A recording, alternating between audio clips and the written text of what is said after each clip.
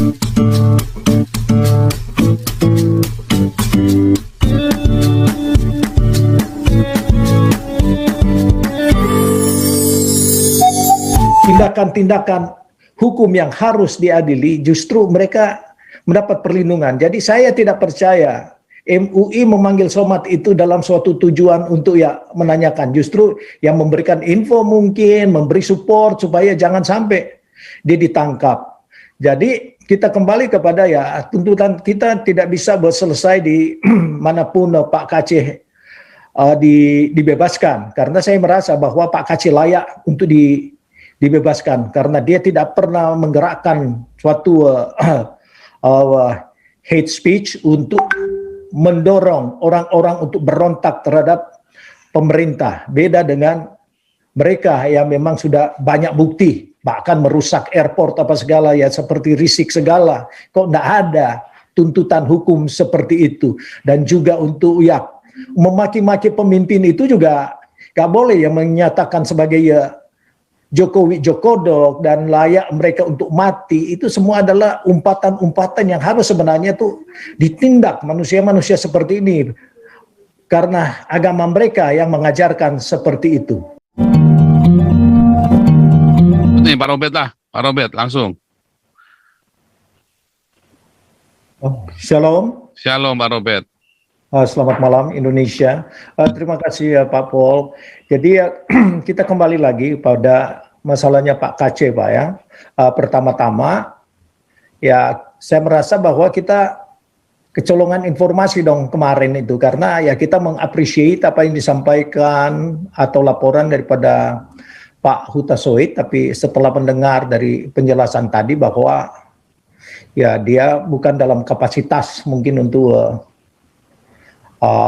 menjenguk Pak Kacih, tapi apapun ya kita sangat bersyukurlah ada orang yang melihat Pak Kacih. Kita tidak banyak, bagi saya ya merasa kecolongan aja kalau memang dia benar-benar bukan pengacara dan dia pakai mungkin informasi-informasi dari kita semua.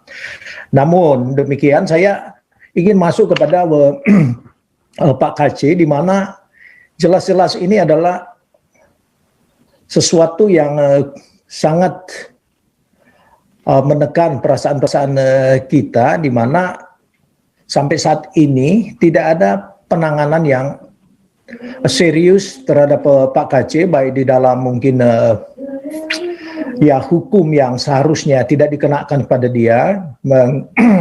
Kalau kita mengacu kepada pasal 14 kemarin, bahwa ya memang jelas tidak ada tuduhan yang terkait di dalam urusan Pak Kacih, karena apa yang dia sampaikan adalah mengcounter apa yang disampaikan oleh Somad. Tetapi ini adalah suatu hal yang kita harus lihat bahwa saya ulang-ulangi, penahanan Pak Kacih itu dituduh sebagai fitnah agama, tapi sebenarnya ini adalah politik karena yang menekan polisi untuk bisa dia ditangkap dan prosedurnya juga itu mekanisme untuk penangkapan itu dia ya sistem yang nggak wajar lah ya dari polisi Metro Jaya yang pergi ke Bali untuk ini. Sebenarnya kan itu ada jalur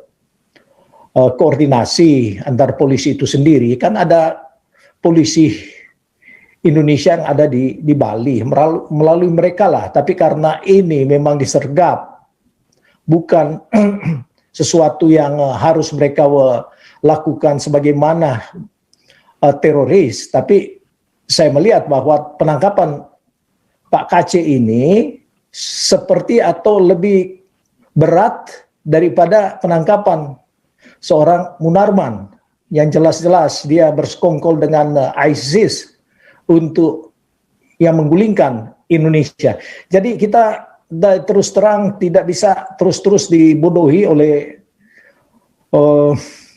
ya keadaan Indonesia, hukum yang tidak berlaku bagi kita semua.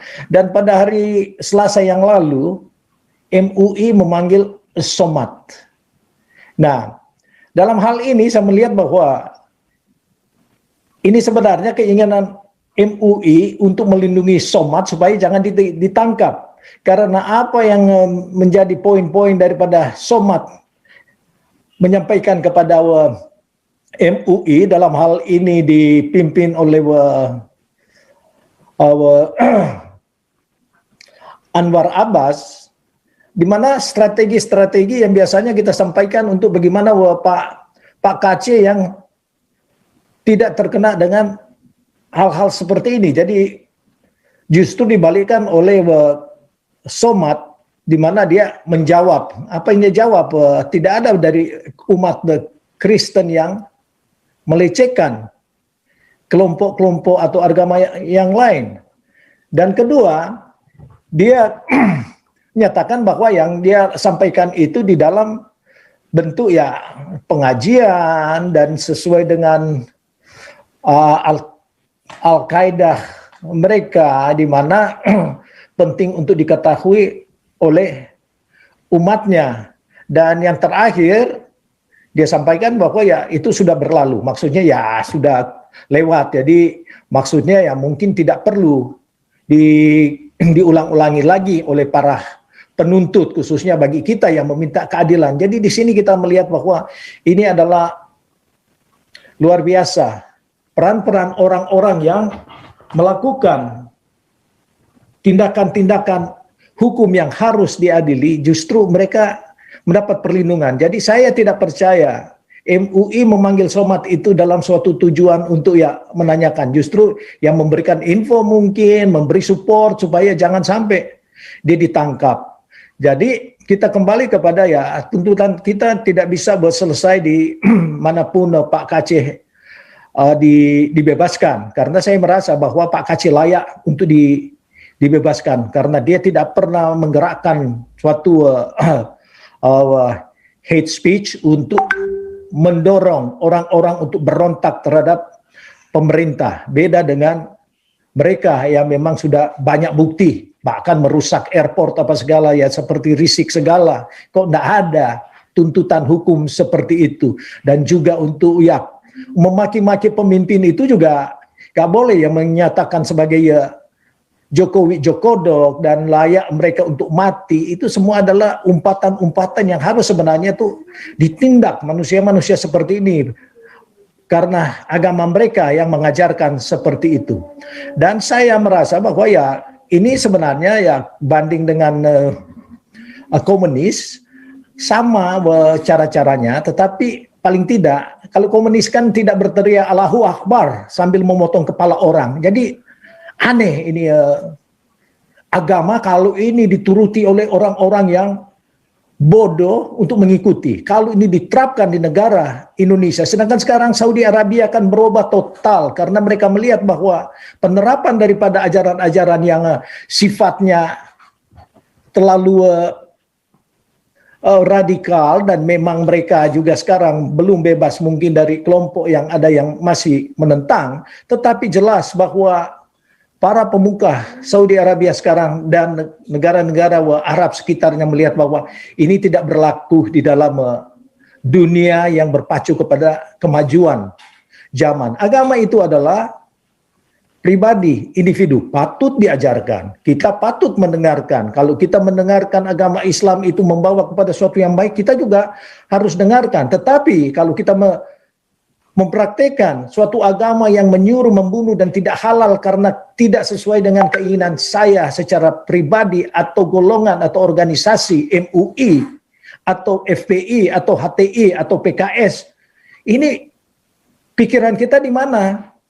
Di mana logika orang berpikir? Sedangkan agama itu adalah free will dari Tuhan. Tuhan itu hebat, tidak memaksakan. Jadi hati nurani kita yang menghendaki. Jadi kalau siapa itu Sukmawati memilih, itu pilihan dia. Soal ke surga atau neraka, atau dimakan serigala atau anjing yang ditabrak oleh si Waloni, bukan urusan daripada suatu organisasi agama. Biarkanlah mereka, Tuhan yang berperkara.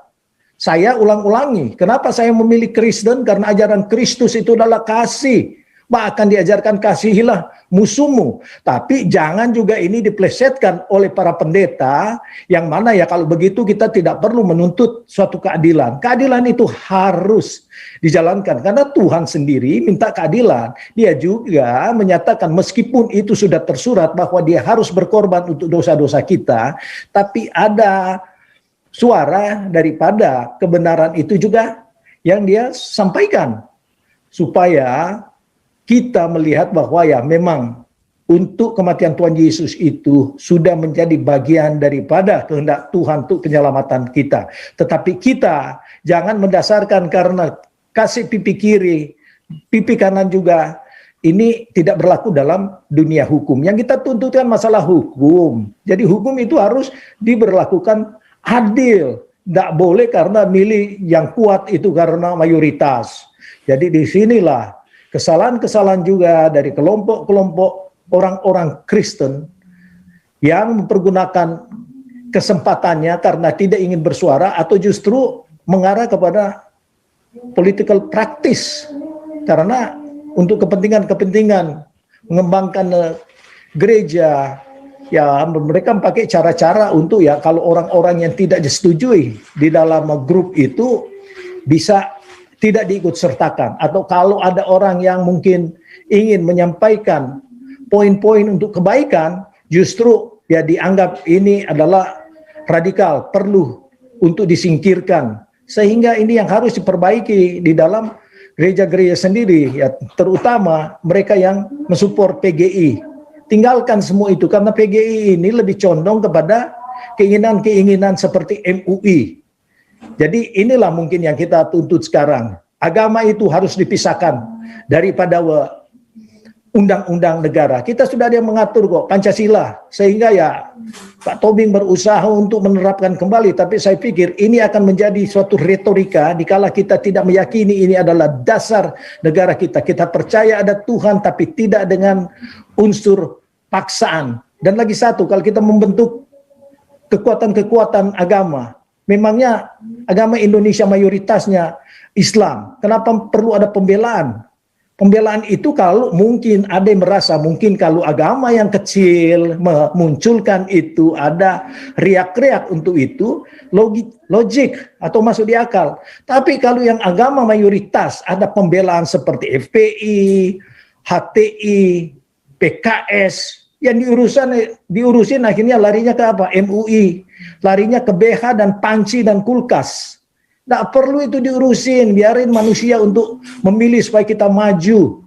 Jadi inilah mungkin yang perlu kita tetap suarakan. Meskipun Pak KC, saya yakin Pak KC itu tidak terkena dengan undang-undang yang didasarkan. Kalau itu adil, pasal 14 yang kita sama-sama baca kemarin, Pak KC lepas daripada itu. Tinggal tergantung penuntut hukum ini yang harus berani memperjuangkan tanpa ada ketakutan, karena negara kita adalah milik semua rakyat, negara berdaulat, dan semua mempunyai hak secara demokrasi, dari presiden sampai kepada tukang pamulung, abang becak, siapapun sama kedudukannya dalam hukum. Jadi itulah masukan saya untuk sementara, Pak Pol. Tuhan berkati. Luar biasa ya. Maju dulu nih. Ini Owen.